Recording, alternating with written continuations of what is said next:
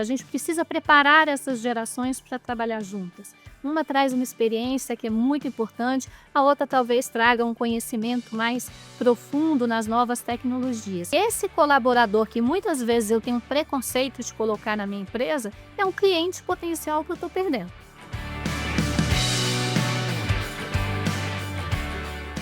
Hoje eu tenho aqui a honra imensa de trazer a Ângela. A Ângela é a presidente da Brasilprev. Eu vou ler não, Ângela, eu vou fingir que decorei o seu currículo olhando discretamente para minha esquerda.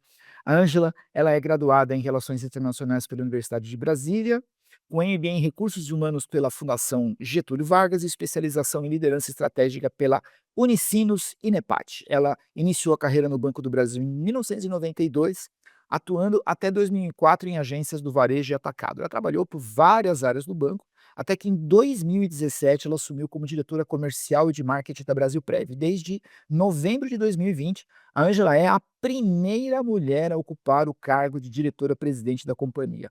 A Ângela também ela foi e é conselheira em várias outras empresas. Ela foi da BB Dental, conselheira fiscal da BB Elo Cartões, participou do conselho fiscal da Metalurgia Gerdau e atualmente é membro titular da Coaude, da Brasilcap e da Cielo. Ângela, um prazer do tamanho do universo você aqui, tudo bem? Oi, Edil, tudo bem, querido? Uma alegria enorme estar aqui com você, que além de um profissional mega competente, que a gente gosta tanto, é um amigo querido também. Uma alegria estar aqui. Ângela, o nosso papo ele não podia ser diferente. A gente queria falar com você sobre longevidade. Pô, você é presidente da maior empresa do Brasil, sobre isso. Ângela, me conta uma coisa, por que que hoje, mais do que nunca, a gente tem que falar sobre longevidade? Porque nós estamos envelhecendo, Edil, envelhecendo rápido, né? Então você lembra que a gente falava muito que o Brasil era um país jovem, né? Com um bônus demográfico muito grande. E na verdade o cenário, né, de fato, a população tem envelhecido rápido. E assim, e a gente está vivendo muito mais, e isso é muito legal, porque a gente está vivendo muito mais graças à melhoria de condições sanitárias, condições de saúde, né? É tudo sempre muito positivo, o que traz essa possibilidade de viver melhor.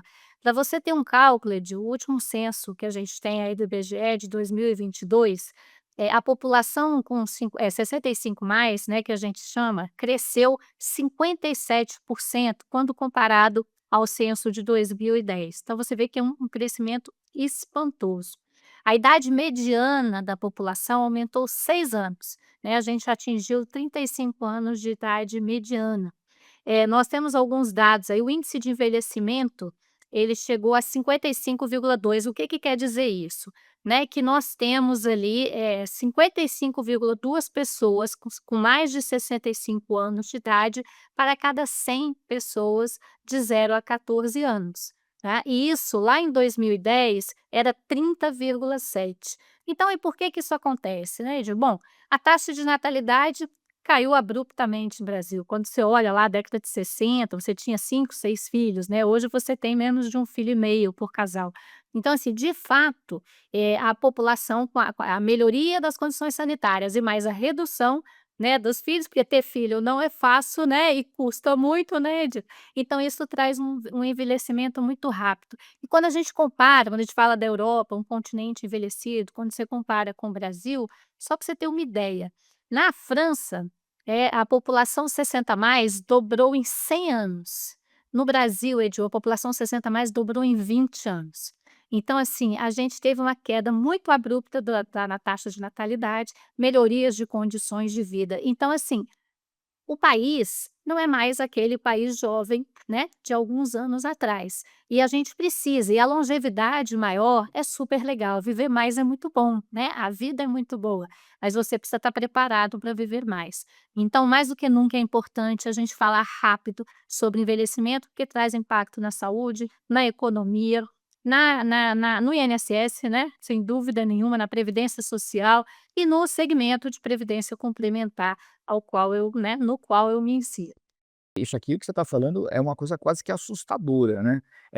E Ângela, eu vou te falar, em 93, 94 já se falava, assim: "Pô, será que o INSS pode não resistir e não dá conta de pagar as pensões todas, as aposentadorias todas, porque, você está dando aqui a letra, quer dizer, cada vez menos gente trabalha para poder contribuir para isso, o governo precisa fazer um aporte cada vez maior, para isso precisa de mais arrecadação. Essa conta é difícil de fechar. Isso pode acontecer? Isso vai acontecer, e para você ter uma ideia, dados do IPEA, né, indicam que a partir de 2061 nós teremos mais pessoas aposentadas do que pessoas contribuindo. Bom, isso é a conta, ela é simples, né? Você tem menos pessoas colocando dinheiro no sistema e mais pessoas usufruindo do dinheiro, né, do sistema para sua aposentadoria. E se você aumenta, né, a população, a média, tipo, a expectativa de vida atual, 76,4 anos, né, a última que a gente tem aí do IBGE, de 23. Aí daqui a pouco vai ser 78, né, 79, 80, 82. Então você vai aumentando esse gap, né, esse gap entre contribuintes e pessoas aposentadas. Então, assim, de fato, é por isso que já se começa a falar de novo de uma nova reforma, né, Edio, não é à toa.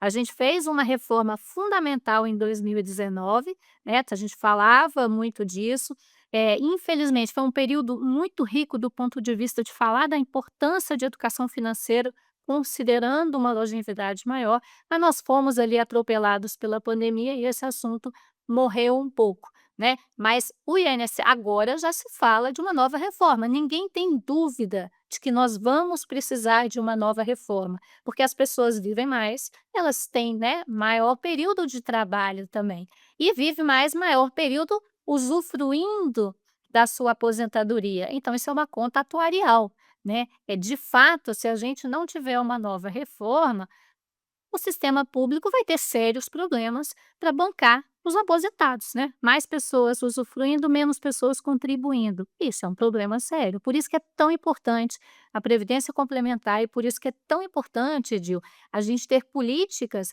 que elas ajudem, por exemplo, os trabalhadores, seja por meio, né, das empresas. Hoje a gente tem políticas que ajudam as grandes empresas a oferecer planos de previdência complementar, mas precisamos ter isso também para as médias e para as pequenas empresas, porque a gente precisa ter pessoas entrando no sistema privado para poder ter uma condição melhor de aposentadoria. É um problema sério, sem dúvida nenhuma, por isso já se começou uma nova discussão aí sobre reforma da Previdência. Genial o que você está falando, esse alerta é importantíssimo e eu tenho certeza que a exemplo de mim, qualquer pessoa que estiver, acompanhando a sua fala atentamente aqui também vai começar a projetar todas as mudanças que todas as empresas vão precisar fazer, né. As escolas, as agências de turismo, os bancos, enfim, não tem segmento que não vá ter que ficar atento a essa mudança de comportamento. Ângela, eu vou parar de dar treinamento e aula, eu vou montar uma empresa de fábrica geriátrica, se quiser ser minha sócia agora é a hora. É, agora, Ângela, o que que grandes empresas de previdência privada, e você como a presidente da Brasilprev, pode melhor do que ninguém falar sobre isso, o que que vocês estão fazendo dentro desse contexto? Ó, o que que eu vejo, Edil? Do ponto de vista, falando aí do ramo, né, de seguros, a gente vê muitas iniciativas de grandes empresas, falando muito da importância de se preparar financeiramente, né.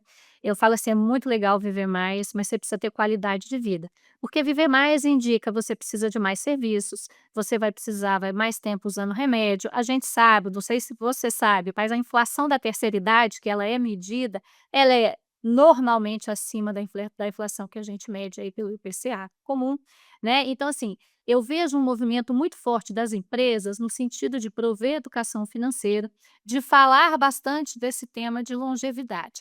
O que que, na minha opinião, a gente precisa evoluir muito? Porque quando você fala de longevidade, não é só do aspecto do seu cliente, mas também do seu colaborador. Então aí eu vejo que tem um gap muito grande, porque as empresas precisam estar preparadas para receber esses colaboradores e para ter colaboradores mais longevos no seu quadro. Então, assim, cada vez mais a convivência intergeracional vai ser experimentada, né, no dia a dia das empresas. Então, assim, aqui na Brasilprev, a gente tem políticas específicas para essas vertentes. Eu olho vertente cliente, o que que eu faço para melhorar meu atendimento, mas eu olho também essa vertente do meu colaborador, né? Do meu empregado, como que ele convive, como que vai conviver essas gerações, né. Agora a gente tem várias gerações convivendo dentro da empresa.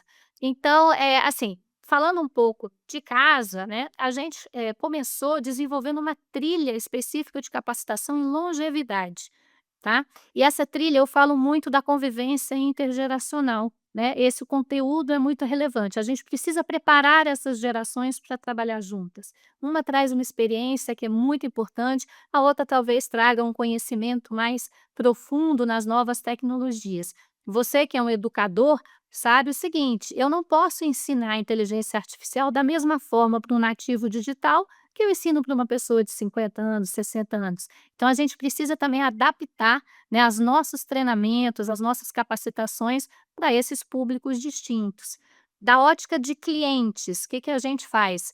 A gente, fez um trabalho muito legal aqui, que foi iniciado ali pela nossa ouvidoria e depois a gente passou por toda a área de atendimento, uma parceria com uma empresa onde a gente simula, o nosso colaborador pode simular o que é ter 70 anos, né, ele veste uma roupa especial, ele escuta como uma pessoa de 70 anos, ele anda como uma pessoa de 70 anos. Por quê? Porque eu tenho que saber que quando eu falo: "Olha, entra no seu app, clica no item tal, faz tal coisa", pode ser que ele não enxergue aquela letrinha. Pode ser que ele tenha mais dificuldade. Então a gente tem uma preocupação grande com os nossos manuais de comunicação, com a forma como a gente fala com os nossos clientes e a forma que a gente desenvolve jornadas específicas.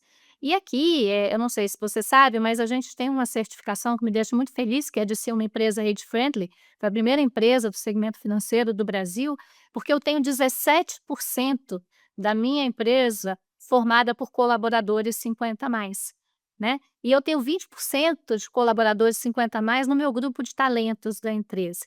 Então, assim, a gente de fato tem uma preocupação não só com o nosso cliente, mas também com o nosso colaborador, né. E além, claro, e aí, na minha opinião, várias empresas fazem também, de apoiar projetos que falem sobre longevidade e projetos que sejam contra o etarismo, né. Então isso é muito importante. Então são essas as ações que a gente vê no geral e particular na Brasilprev, a gente tem um foco muito grande, porque a gente acredita muito na importância dessa geração 50 mais, 60 mais, que vai estar cada dia mais presente no ambiente corporativo.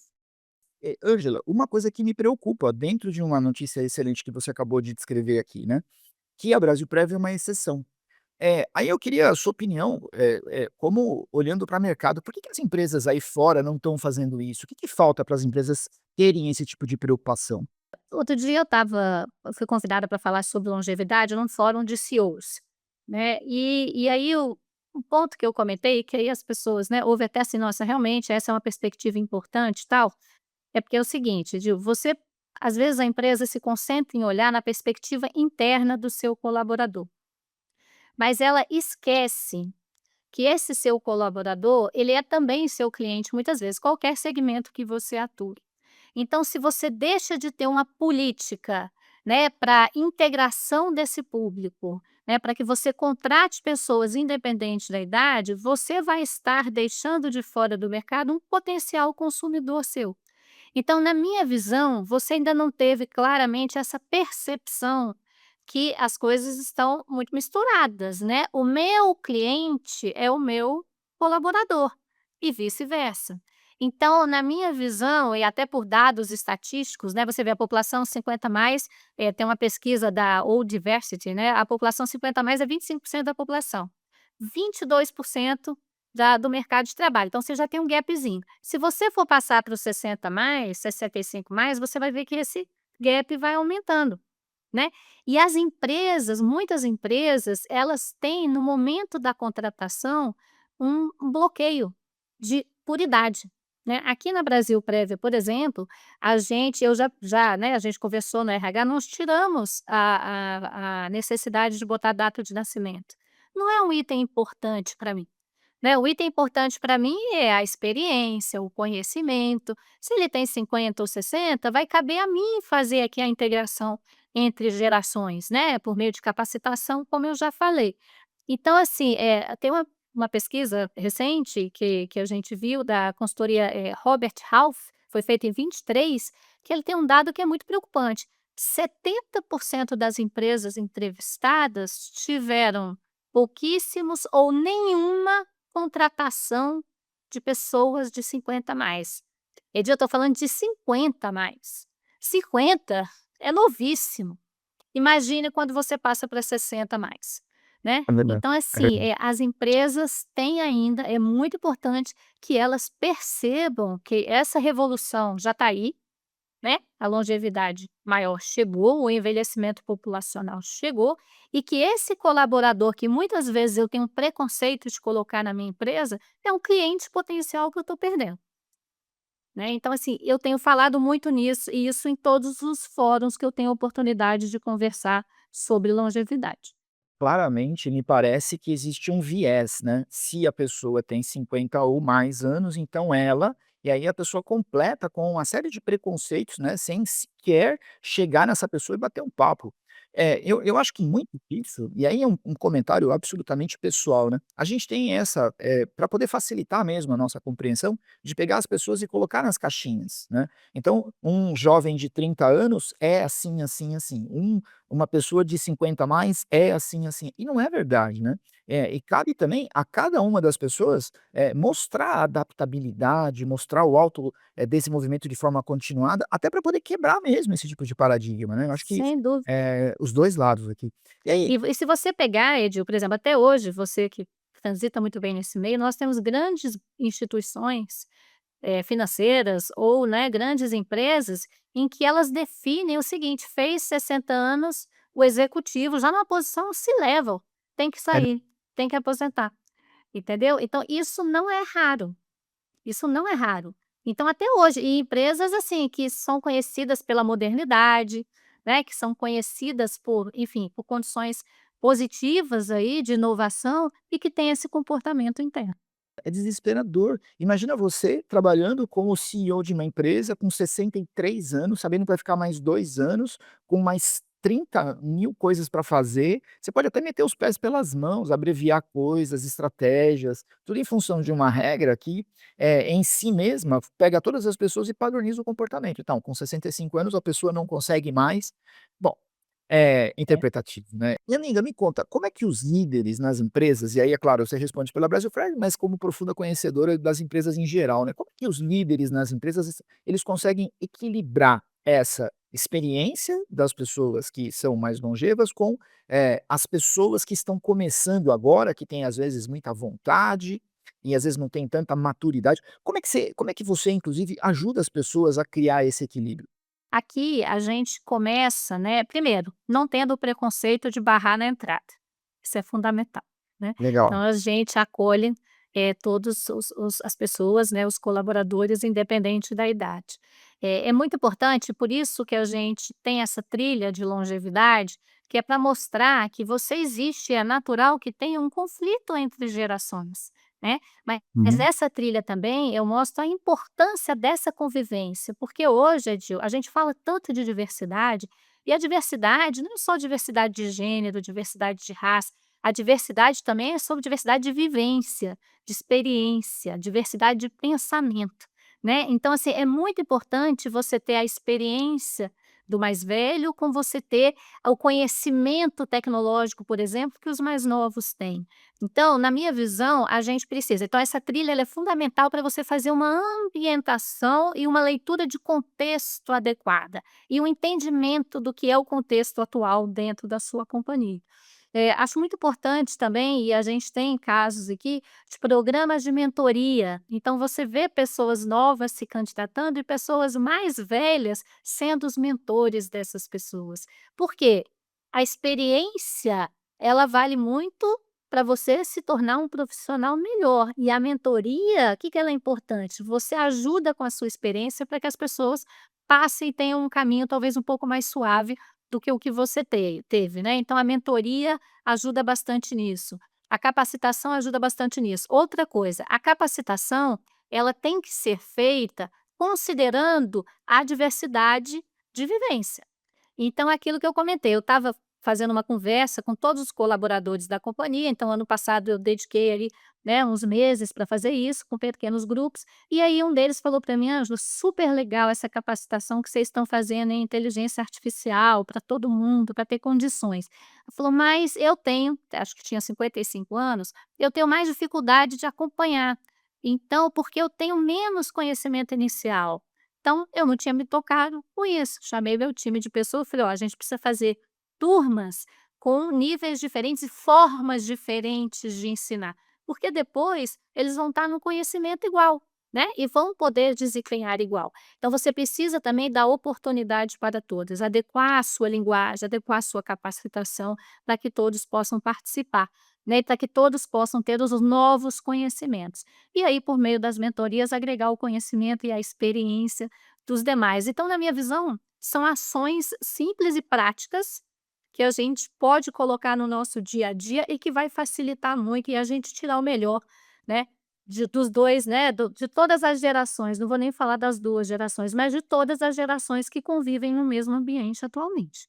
Parabéns, viu, Angela, muito legal. E assim, coloco, um especial parabéns no fato de você ouvir, essa demanda e de Sim, dar a essa demanda a importância que realmente ela tem, porque seguramente lógico. essa pessoa, ela representa uma série de outras que têm a mesma percepção sobre isso, né.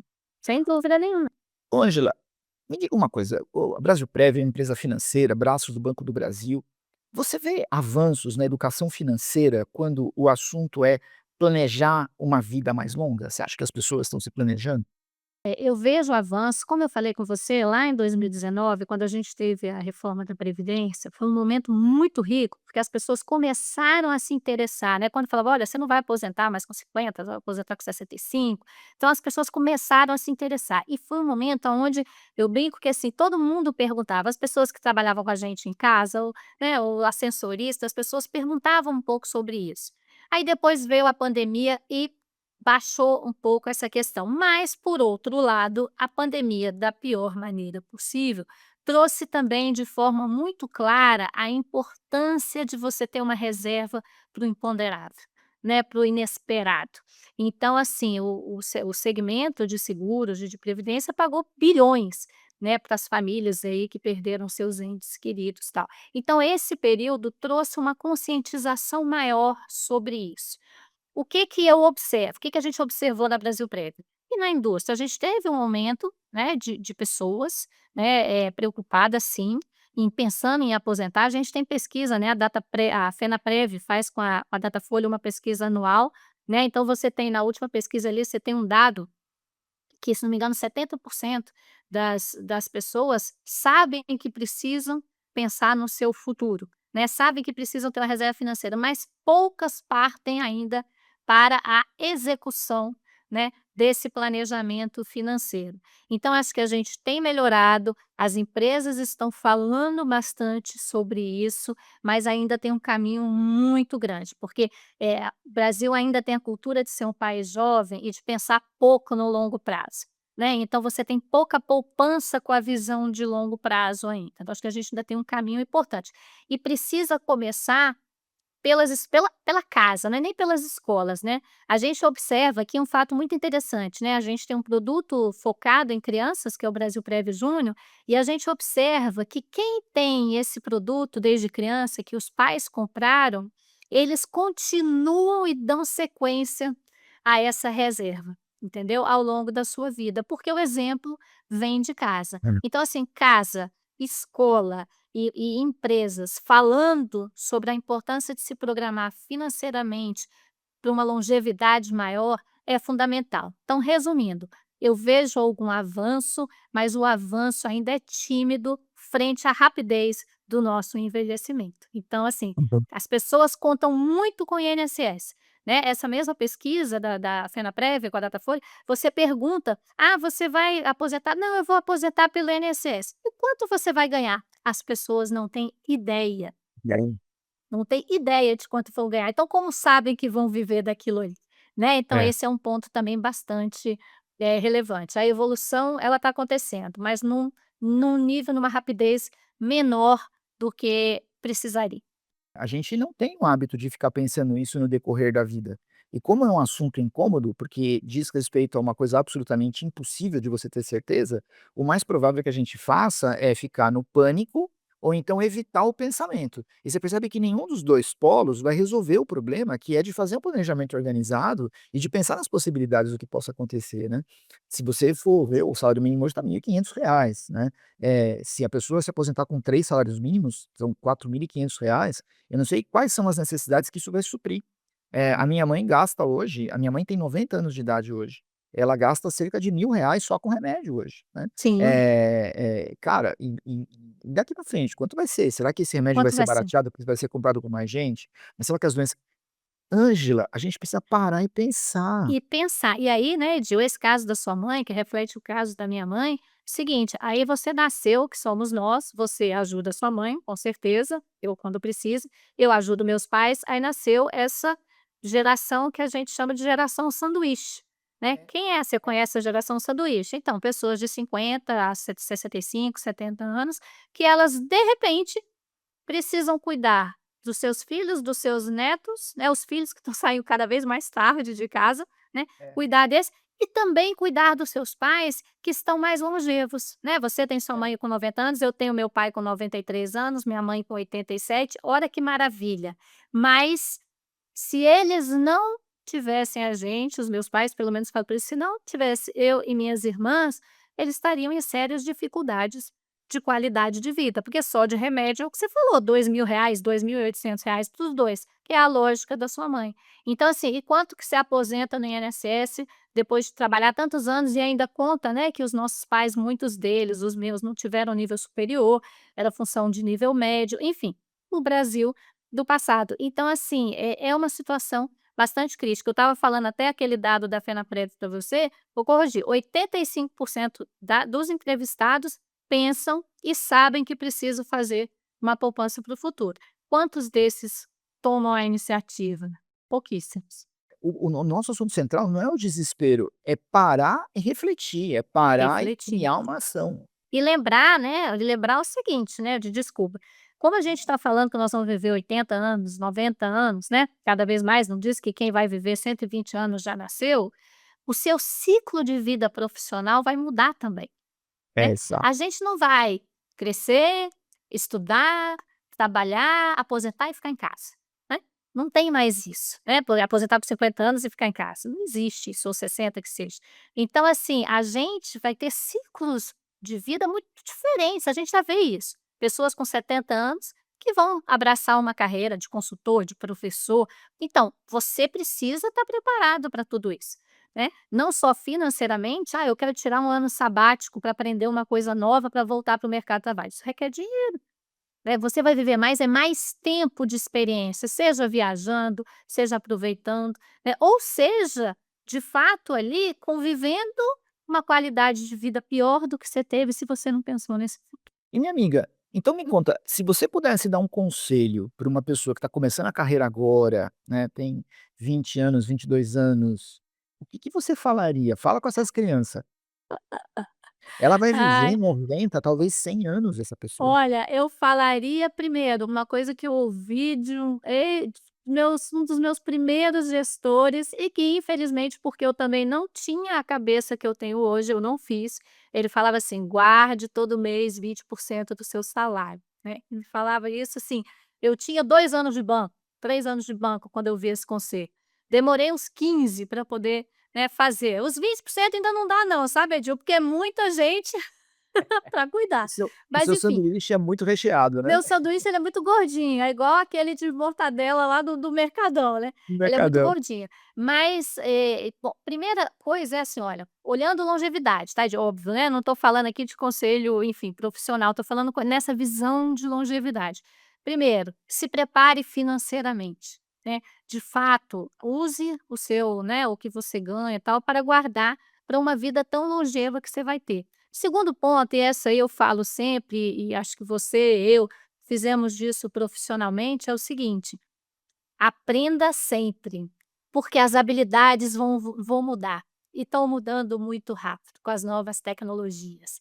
Então entenda também que você não vai ter mais aquele cargo e você sendo muito bom em, sei lá, vamos supor que você seja muito bom redator, né, você só sendo muito bom redator, você vai garantir a sua carreira aí de sucesso para a vida inteira. Então quer dizer, trabalhe com a mente, de fato, mais do que nunca, né, o aprender a vida inteira, né, o famoso, né, life learning, né. Então, assim, é aprender para a vida o tempo todo, porque novas coisas vão surgindo.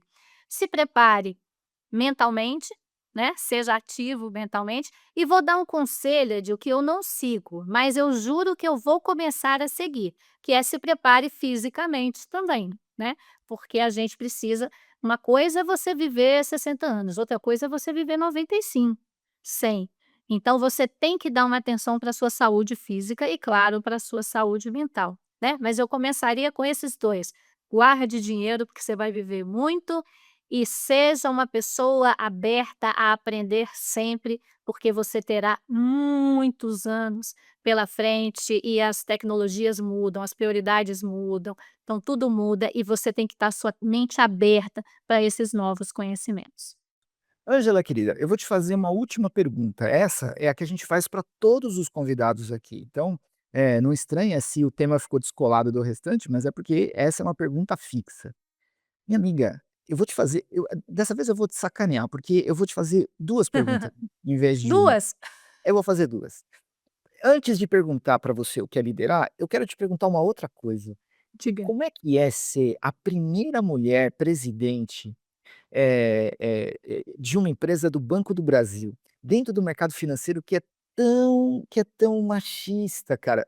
Essa pergunta eu não estava nem tinha escrito para te fazer, mas eu estou fazendo agora porque eu quero saber. Eu escuto muito essa pergunta. Você sabe que eu fui a Essa é primeira termo. mulher presidente de uma coligada do Banco do Brasil, né. Não só da Brasilprev, mas de uma empresa do conglomerado. Hoje a gente tem a Tarciana, que é a nossa presidente, né, que é um orgulho danado, mas, né, lá em 2020 não tinha tido nenhuma entidade ligada do banco uma profissional mulher. Como é que é isso? É sentir que tudo que você trabalhou, que você fez, né, que você, se dedicou, valeu a pena. Agora eu te confesso que eu não tinha e assim, e dentro do banco, como você disse, o segmento financeiro ele é muito, de fato, né, machista, assim, é dominado por homens. A gente tá evoluindo bastante, mas ainda é um segmento muito e o segurador também muito dominado por homens. Na eu não tinha percepção, porque eu fui executiva, eu normalmente era a única mulher nos colegiados da minha carreira inteira dentro do banco que eu trabalhei, né, como executiva. Então, assim, então era sempre é sempre uma necessidade diária de mostrar que você é tão competente quanto, né. Então eu sempre pautei minha carreira muito em dar resultado, porque para mim é a melhor forma de mostrar. E é fazer também um pouco de vista grossa, né, para alguns comentários, tipo assim: "Nossa, ela é muito brava, né, todo mundo diz que eu sou muito brava", eu falo: "Não, eu sou assertiva". Se eu fosse um homem, né, a minha braveza seria vista como assertividade, "Ah, é o jeito dela mesmo", mas sendo uma mulher num ambiente masculino, num ambiente que ainda tem o machismo, "Ah, não, ela é muito brava", né, tal. Então assim, foi, uma carreira de muito trabalho, né, eh muitas vezes, né, a maioria das vezes eu diria que mais trabalho do que dos meus pares, de muito foco em entrega e principalmente de muito trabalho em equipe, né, trabalhando junto para poder, alcançar resultados, né. Mas alguns momentos, enfim, complexos, né, alguns momentos por ser mulher, você vê velado algum machismo de fato, mas isso nunca me inibiu, nunca me intimidou, né. Eu sempre falo isso, as pessoas me perguntam qual a principal característica que você acha importante, profissional, eu digo não só profissional como pessoal, acho que é a coragem, né. A gente tem que ter coragem para se manifestar, para lutar contra a injustiça, para falar o que pensa, então isso sempre norteou, de fato, a minha vida e a minha carreira. Eu fiz essa pergunta para você no mês seguinte, que você foi, alçada à presidência lá atrás, né, e eu tô vendo uma coerência gigantesca, como não podia deixar de ser nas 2 respostas aqui. E você Mas tem um ponto importante só para complementar e digo que eu não posso claro, deixar de falar. Eu te confesso que eu não tinha a noção, até ser nomeada diretora, presidente então, a repercussão na mídia foi uma coisa que eu nunca esperava, mas eu não tinha noção do impacto disso para as outras mulheres. é. Isso foi um ponto que eu só comecei e aí uma falha minha, né, eu só comecei a trabalhar mais fortemente aí para o empoderamento, né, feminino e tudo, Quando eu me dei conta, quando eu me tornei presidente, eu vi o impacto que isso de fato tinha, porque sempre eu fui muito focada no resultado, nas entregas, né, e uma pessoa muito de falar o que eu achava, independente, né, de quem era meu chefe ou não era meu chefe, ou era, né, o meu colega ou uma pessoa da minha equipe, então eu nunca tive muito essa percepção, né, e aí eu podia talvez ter contribuído mais, né, para que esse ambiente ficasse menos machista mais cedo. Agora sim, a última pergunta. Ai. Ângela querida, o que é liderar? Liderar para mim, Edil, é você trabalhar junto com as pessoas, né, é você falar o que você faz, é você ser coerente e junto com as pessoas, você trazer e construir algo que seja positivo para todas elas, né, então para a empresa, mas para as pessoas também. Então liderar para mim é a capacidade de você trazer as pessoas para junto de você e vocês construírem algo positivo. E na minha visão, só existe liderança em uma opinião pessoal, eu só acredito em liderança pelo exemplo. Né, então eu só acredito em pedir o que eu faço, né, então assim, de fato, as pessoas enxergarem em você o modelo do que você está falando, do que você está fazendo, a coerência entre fala e atitude, ela é fundamental num processo de liderança. Ângela querida, super obrigado, sem palavras para te agradecer, minha amiga querida. Ângela, fala um tchau para a galera aí. Muito obrigada por ouvir a gente, ainda vão ouvir, ainda vão assistir, né, Edil. Vamos aproveitar essa longevidade maior, né, porque viver é muito bom, mas vamos nos preparar para essa vida mais longeva que nós vamos ter. E vamos lembrar que a convivência intergeracional também é diversidade e que todos têm muito a contribuir, desde o mais novo, desde o nosso estagiário, desde o nosso menor aprendiz, até a pessoa mais sênior que a gente tiver dentro da companhia. Então vamos cuidar da gente, né, para a gente poder ter um futuro, legal nesses 90, 100, 110, 120 anos que a gente ainda vai viver. Espero que vocês tenham curtido assim como eu. Um grande abraço para vocês, semana que vem tem mais. Obrigado.